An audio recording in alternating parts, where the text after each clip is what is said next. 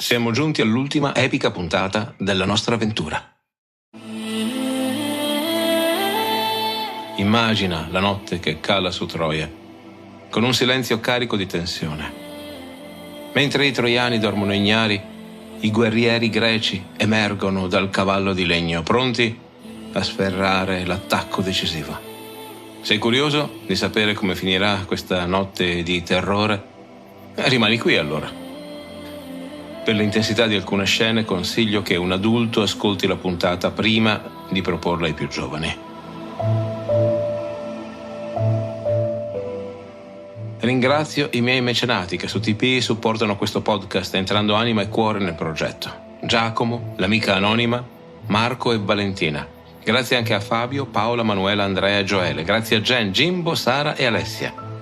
Diventa anche tu parte di questa avventura. Supporta questo podcast andando su Tipeee usando il link in descrizione. Buon ascolto.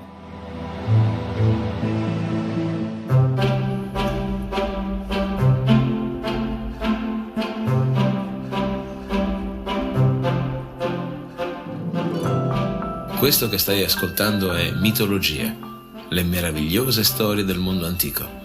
Sono Alessandro Gelain, insegnante di filosofia, psicologia e scienze umane. Se vorrai stare in mia compagnia, ti offrirò le storie più interessanti della mitologia greca e romana. Il mito ha ancora molto da insegnarci e talvolta, come uno specchio, è capace di mostrare meglio a noi stessi quello che siamo. Puntata numero 191. La notte di Troia, il sangue e il fuoco.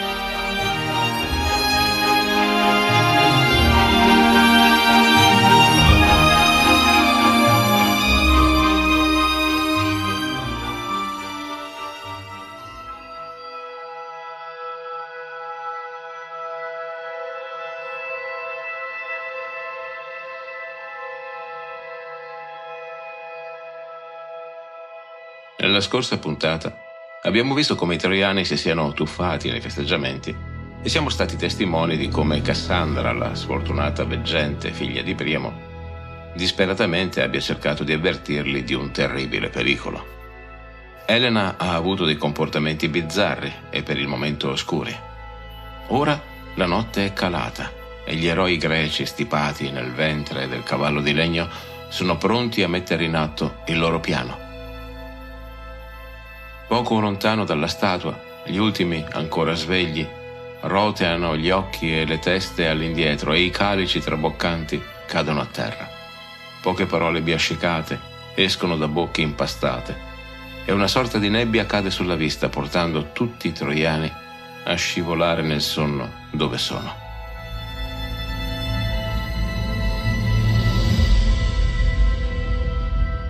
Ecco che nella città immobile una torcia viene accesa.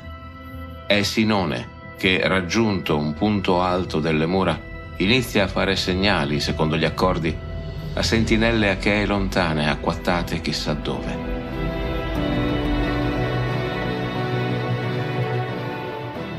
Costoro trasmettono a loro volta il segnale che viene fatto arrivare all'isola di Tenedo, dove Agamennone sta in attesa proprio di quella notizia.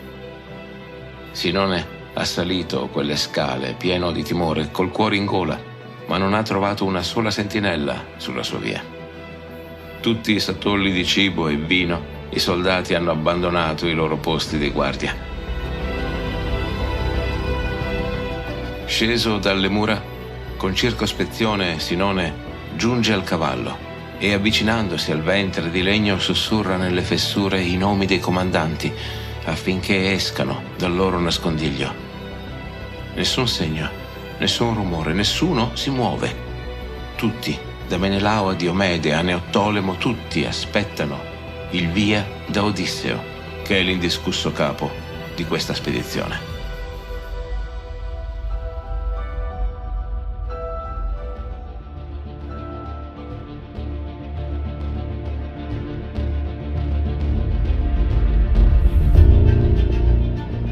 Il re di Itaca, con dei gesti convenuti, ordina ad Epeo di aprire le diverse botole laterali anche per lasciare entrare un po' di aria, ed egli, audace, si sporge a constatare che si possa uscire senza pericolo. Velocemente rientra e indica a tutti l'ordine in cui si deve uscire. Odisseo va per primo. Gli eroi sbucano e scendono dal cavallo. Paiono delle pericolose vespe che escono in minaccioso sciame, tutte, una insieme all'altra. Odisseo guarda perplesso l'elmo di Neottolemo. Ha una nuova ammaccatura. Il figlio di Achille sorride.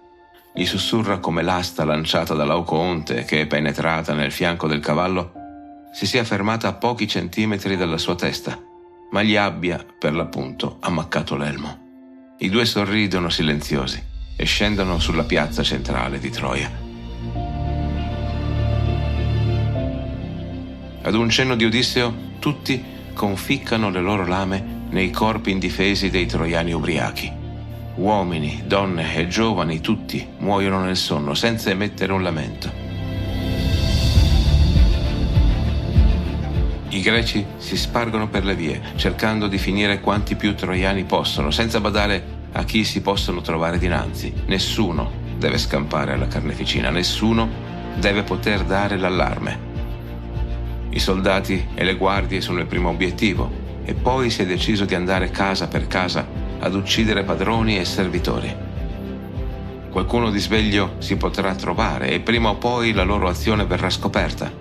Certo, verrà dato l'allarme, ma il trovare tanti morti per le vie e le prime case incendiate porterà confusione e panico nella popolazione, che non riuscirà ad organizzare una difesa o un contrattacco.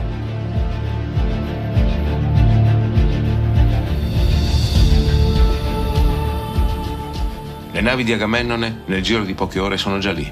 È ancora notte e le uccisioni del manipolo di Odisseo sono cominciate da un po'. Gli Achei, che ora si trovano una città senza difese, senza soldati e con la popolazione fiaccata dal vino, come furie terribili sterminano gli abitanti.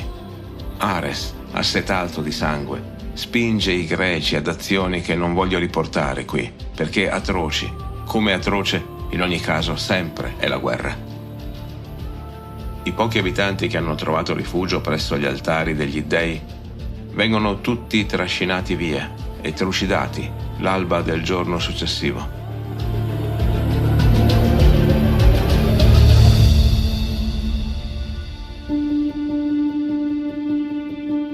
Nella notte, per mano di Menelao, uno dei primi a perdere la vita è Deifobo. Il re di Sparta, uscito dal cavallo, ha sussurrato 2 parole all'orecchio di Odisseo. Uno sguardo d'intesa tra i due e Menelao ha abbandonato i compagni, mettendosi a correre verso la casa di Deifobo. Costui viene trovato nudo, a letto, e in attesa di congiungersi finalmente ad Elena. Menelao non gli offre la possibilità di difendersi. Accecato dalla gelosia, dalla rabbia e dalla voglia di vendetta, lo fa a pezzi con la sua spada. Il re di Sparta si getta alla ricerca di Elena e la trova in preda al terrore, avvinghiata a delle tende. Egli la vuole uccidere lì, sul posto, senza pietà. 1000 volte ha sognato, inseguito questa scena. Ora finalmente può farle pagare il prezzo del suo tradimento. Afrodite però toglie ogni forza al suo corpo, facendo apparire Elena più bella che mai. E in questa indecisione Menelao comincia a meditare un pensiero strano. Pochi minuti prima, egli l'ha udita ridere e invitare Deifobo a giacersi con lei. Lo ha esclamato ad alta voce, in modo che lui la sentisse chiaramente mentre era all'interno del cavallo. Ma certo, lei gli ha mandato un messaggio. Gli ha detto dove Deifobo sarebbe stato, indifeso, nudo e privato delle armi. La mano di Menelao lascia cadere la spada, mentre egli, stupidito da questi pensieri e dalla volontà della dea, se ne sta immobile come un vecchio tronco rinsecchito e frustato dal vento del nord. Poi un nuovo furore si impossessa di lui, ma non è quello guerresco. È una passione amorosa e violenta quella che lo pervade. Una passione che scopre di aver inconsapevolmente covato per 10 anni. Ricorda di essere comunque in casa di nemici e raccoglie la spada. si muove verso Elena. Agamennone, arrivato in quel momento, fraintende il desiderio di Menelao e lo trattiene, impedendogli di avvicinarsi alla donna. «Fratello, cessa di essere adirato. Non è bene uccidere la moglie per la quale abbiamo sofferto così tante pene e per la quale abbiamo meditato disgrazie per Priamo. Elena non è colpevole, ma Paride, che dimenticò l'ospitalità alla tua mensa. E lui è stato punito nella sua sofferenza per le sue azioni». Menelao, ancora mezzo intontito, obbedisce e con grande sforzo distoglie gli occhi dalla moglie ritrovata. In un'altra zona della città, Neottolemo, sulla sua via, uccide uno dopo l'altro i figli di Priamo, fino ad arrivare al tempio di Zeus Erceo. Il vecchio re, che lì ha trovato rifugio, si volta verso di lui, lo riconosce e lo scruta senza timore. Al primo suono di pericolo, Priamo ha indossato le sue vecchie armi, che gli stanno ormai larghe, ma lui ha stretto più che poteva le cinghie per farle aderire bene al suo magro busto. La cinta gli penzola al fianco e la spada è troppo pesante per lui. Egli non ha intenzione di fuggire. Il suo unico desiderio ora è di morire stendendosi sopra i figli. Egli non frena la lingua, anzi, forse a proposito, cerca di provocare Neottolemo. Se c'è giustizia divina, ti verranno restituite le malefatte di questa notte. Tu che avanzi uccidendo i miei figli e arrossandomi il volto con il loro sangue. Tuo padre, che fu mio nemico, non mi trattò così. Egli, che pur prese la vita di mio figlio Ettore, con me fu magnanimo e giusto, e con occhi accigliati getta una inutile asta verso il figlio di Achille. La poca forza di Priamo non è sufficiente che a far rimbalzare debolmente la lancia sul suo scudo. Neottolemo, in preda al furore guerresco, gli risponde: «Vecchio, così tu esorti chi è già bramoso e furente di uccidere il nemico? Vai a portare le tue lamentele a mio padre».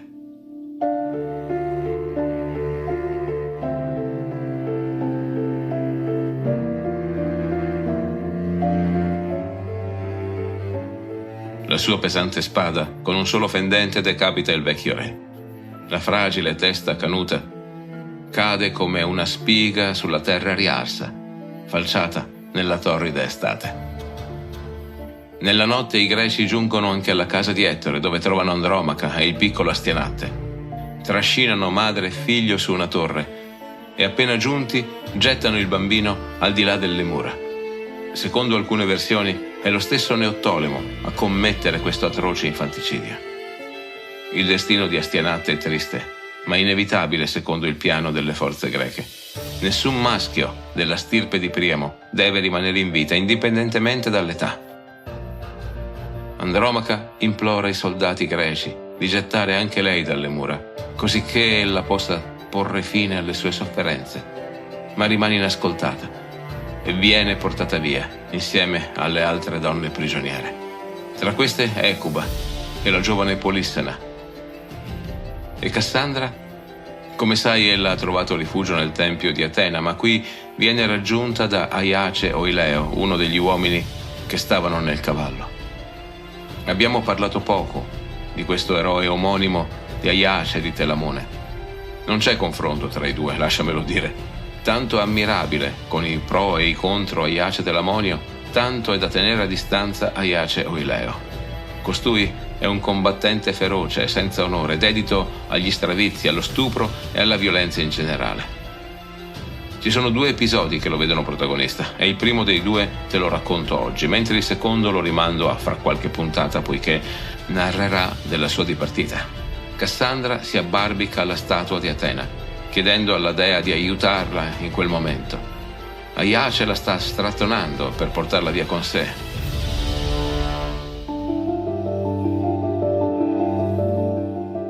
I delicati indumenti sacerdotali di lei si strappano e il suo virgineo corpo in parte si mostra agli occhi dell'Acheo. Aiace, con ancora maggiore foga, cerca di portarla via di lì, ma lei non molla la presa. L'Acheo la schiaffeggia e la colpisce fino a quasi a farla svenire e poi, incurante del luogo in cui si trova, la possiede selvaggiamente. si dice che la statua abbia girato il volto e che gli occhi si siano volti verso l'alto per non assistere ad un tale sacrilego atto. Così anche Cassandra, umiliata e offesa, raggiunge quel surreale gineceo di donne prigioniere.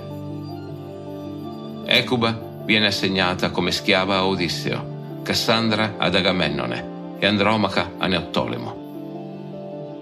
In alcune versioni Neottolemo si innamora a prima vista di Andromaca e riesce a mettere in salvo il piccolo Astianatte per amor di lei. In sogno Neottolemo viene visitato dall'ombra del padre Achille, che gli ricorda come la sua morte sia stata favorita dalla finta devozione di Polissena.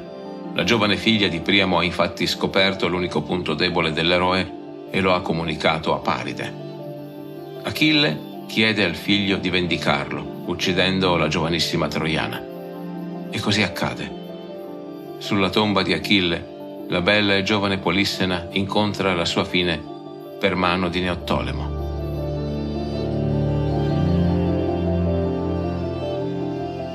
C'è una scultura nella Loggia dei Lanzi a Firenze che ci mostra con drammaticità quasi teatrale il momento in cui Neottolemo strappa dalle braccia di Ecuba la giovane Polissena. Ti lascio un link in descrizione. A causa di questo nuovo dolore, Ecuba, secondo Quinto di Smirne, si dispera così penosamente che gli dei decidono di trasformarla in una cagna magra e con le zampe di pietra.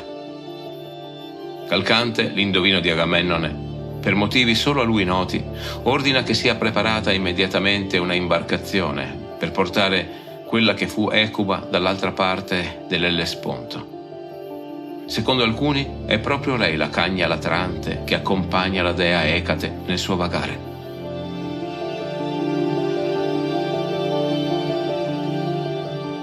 Elena è l'unica tra le donne che non piange e non si lamenta.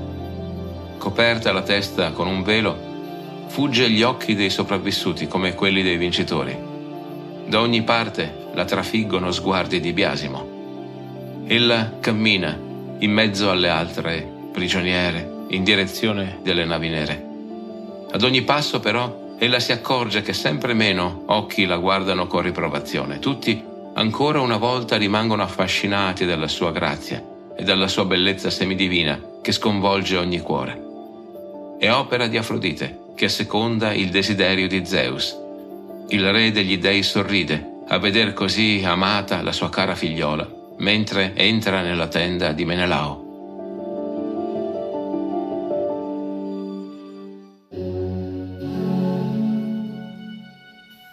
Il re di Sparta abbraccia Elena e la ringrazia per quel messaggio, grazie al quale egli è riuscito a trovarla. Elena subito gli racconta di come sia stata rapita contro la sua volontà e di come in questi 10 anni ella sia stata sempre con il pensiero con il marito e la adorata figlia Ermione. 100 volte ha cercato di uccidersi e 100 volte la hanno legata con stretti lacci per impedirglielo, fino a che il volgere dei giorni l'ha sottomessa a quella prigionia.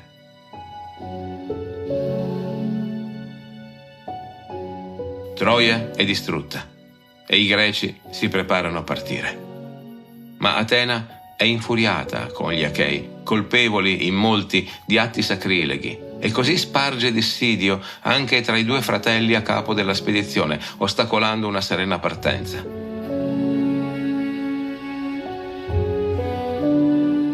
Agamennone vuole rimanere ad effettuare sacrifici per calmare le divinità dell'Olimpo, mentre Menelao, desideroso di tornare presto in patria, con amare parole si dichiara stanco di questi continui voltafaccia degli dei, che oggi ti aiutano e domani invece, come se volessero vendicare i troiani, seminano zizzania tra i soldati greci.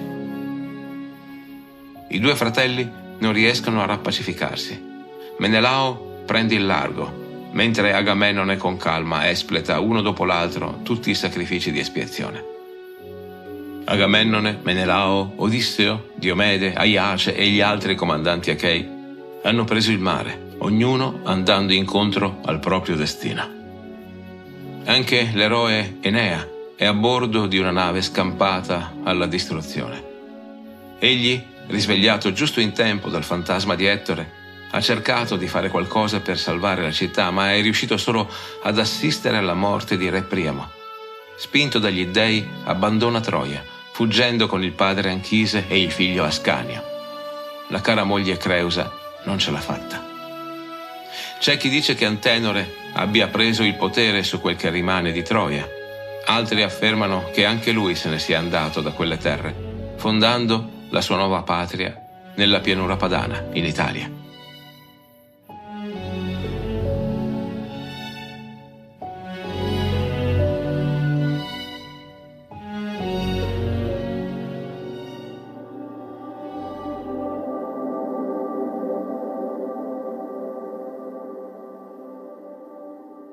I greci sono salpati, lasciando dietro di sé un deserto di rovine e anime perdute.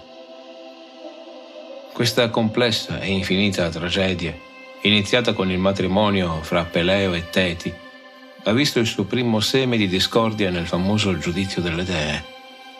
Il pomodoro, promesso alla dea più bella, scatena la competizione tra Era, Atena e Afrodite. Paride, principe troiano, sceglie Afrodite, che gli ha promesso l'amore di Elena, la donna più bella del mondo. Il rapimento di Elena da parte di Paride fa esplodere l'ira di Menelao e di tutti i greci, portando all'assedio e alla distruzione di Troia. Questo conflitto, nato dall'amore e dalla bellezza, si trasforma in una guerra di odio e di vendetta, ma in realtà manifesta l'ineluttabile potere del destino e la fragilità degli esseri umani di fronte alle forze divine. Mentre vediamo il fumo che si alza dalle rovine della grande città di Ilio, desidero ringraziarti per essere stato insieme a me in questi 70 episodi sulla guerra di Troia. È stata una lunga cavalcata, come si dice, durata quasi 2 anni e non so ancora cosa sto provando mentre scrivo queste righe di commiato. Un po' mi sento sollevato. Ogni episodio è stato frutto di un lavoro complesso a motivo delle molte fonti da tenere tutte presenti per costruire una linea narrativa coerente. Pensare di tornare a 1 o 2 puntate autoconclusive non è poi male, a dire il vero. D'altro canto, narrare di questa articolata epopea fino a sentire quasi di esserne diventato parte, questo sì, sono certo che mi mancherà. Sta per arrivare l'estate, finalmente l'estate, dopo questa lunga, fredda e piovosa primavera, e c'è ancora qualche episodio che ci separa dalla solita sospensione d'agosto.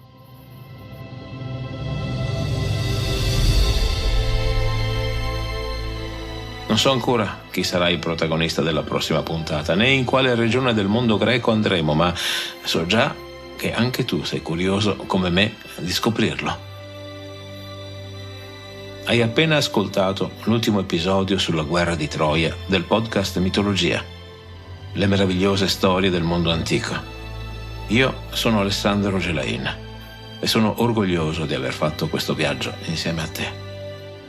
Ti aspetto per nuove avventure al prossimo episodio.